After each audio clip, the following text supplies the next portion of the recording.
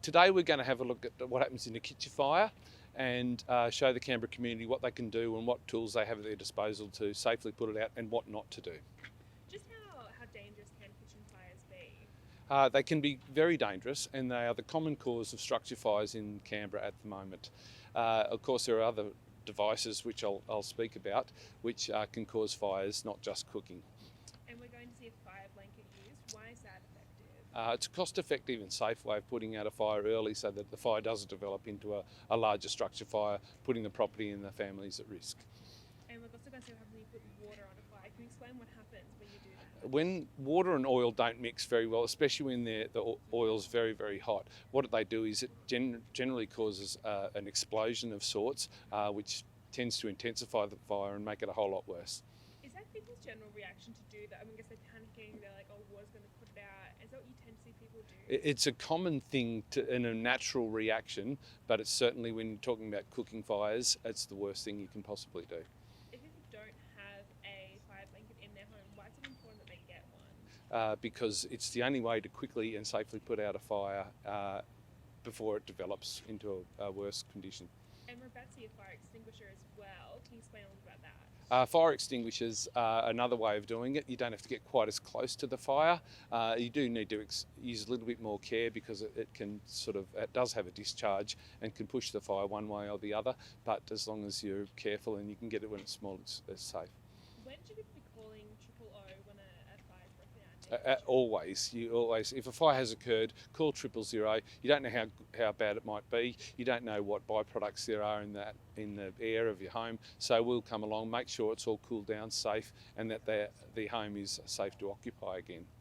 What sort of, chemicals and things can we be experiencing when it's a kitchen fire? Usually hot oils and fats is the most dangerous things, but the pans as well. Often when you throw water in a hot pan, it does tend to really explode, and it's a pretty scary thing to see. And how can people avoid starting kitchen fires? Well, avoiding kitchen fires is usually keeping an eye on your cooking. Keep looking while you're cooking is the advice we always give. If it starts to look unsafe, turn it off. If you can put the lid on the pan, it's a good thing to do. Depends if you can do that safely, but always keep an eye on it. And we're about to see, how quickly this can get out of control. I mean, how fast can a fire spread once it begins in the home? Very, very quickly. So in and around the cooking appliances, there's usually a lot of fat, especially around the stovetop, around the hot plates, around the range hood. So you've got to keep all those things really, really clean. And we've seen a fair few house fires this winter. I mean, how busy has it been compared to other years? It's about standard compared with other years, but we are noticing a few trends that happened. A few months ago we had dryers causing major structural fires, and that was generally because the lint filters weren't cleaned regularly or even at every use. But we have seen a couple of fires caused by incorrect disposal of hot coals, by a cooking device which designed for the outside was brought inside, which caused carbon monoxide poisoning and some potential injuries or death to a community. And we're definitely shivering through some mornings at the moment. How important is it that electric heaters, oil heaters, those sort of things are also being used correctly? Yeah, well, there are a lot of other devices around the home use, especially in winter, such as heaters, dryers, electric blankets, fire pits. We urge the Canberra community to follow the instructions for those devices. Make sure they're checked regularly. They're generally safe if they're in good condition. If they're not damaged or faulty, they're usually safe if they're used in a safe manner.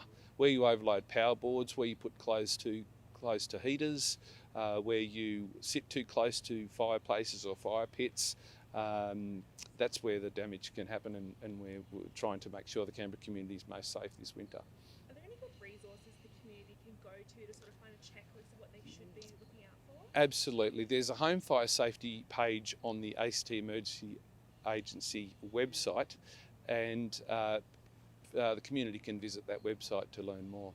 Is there anything else you want to touch on today?